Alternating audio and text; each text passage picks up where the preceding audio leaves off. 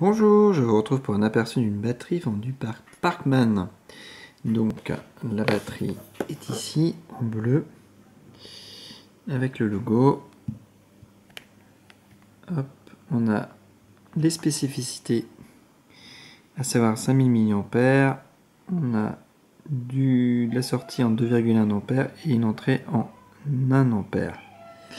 Donc comme toutes les batteries, en 5000 c'est la valeur théorique, la valeur pratique ça tournera plus autour des 4000 mAh puisqu'on a toujours une perte de 25% quelle que soit la batterie dans les cycles de charge-décharge. Donc il faut toujours le savoir. Dans les faits, j'ai chargé un smartphone qui avait 1750 mAh de batterie deux fois, il restait un peu de batterie, donc on est bien sur du 4000, il n'y a pas de souci.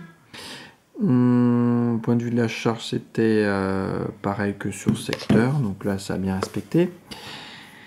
On charge une batterie avec une tablette avec une autre batterie, on est sur du 1,47 là. Donc hop, on va remplacer, faire un petit test pour voir ce que ça donne.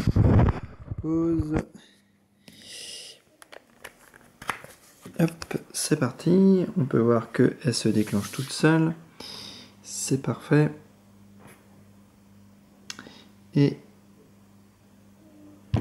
on va attendre un petit peu que ça se stabilise. En plus, qu'est-ce qui me fait balancer un jeu? J'ai pas trop bien compris. Elle redémarre. Bon, elle a un bug, elle redémarre, c'est pas grave. Tout à l'heure, ça indiquait bien 1,45 A, à peu près pareil. Donc c'est plutôt dans les mêmes valeurs, donc ça c'était plutôt bien. Son avantage c'est qu'elle est assez fine, 125 grammes de mémoire, c'est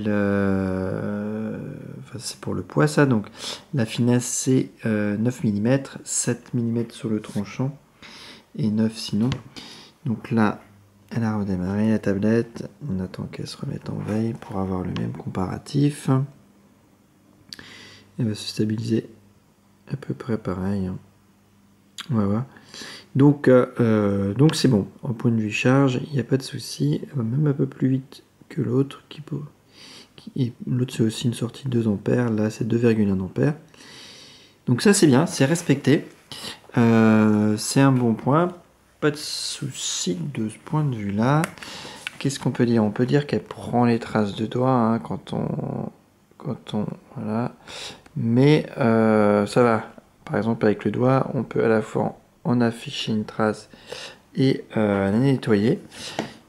Ça se nettoie quand même assez facilement. Elle se rayera quand même aussi de la même façon assez facilement malheureusement.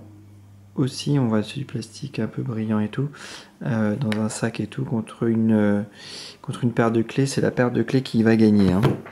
Et donc, comme je vous le disais, sur une balance, ça donne. Voilà, ça donne 124 grammes, c'est son principal avantage. Donc petite, légère, un peu passe-partout, bonne performance, avec des limites. Les limites, c'est qu'il n'y a qu'un port USB.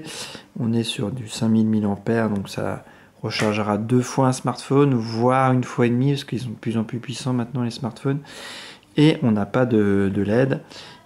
Par contre, on a une indication de batterie approximative de 25% en 25% avec 4 LED. Là, par exemple, j'en ai 2, donc je suis en dessous des 50%.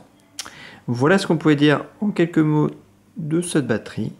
J'espère que cet aperçu vous aura été utile et je vous dis à bientôt. Bye bye.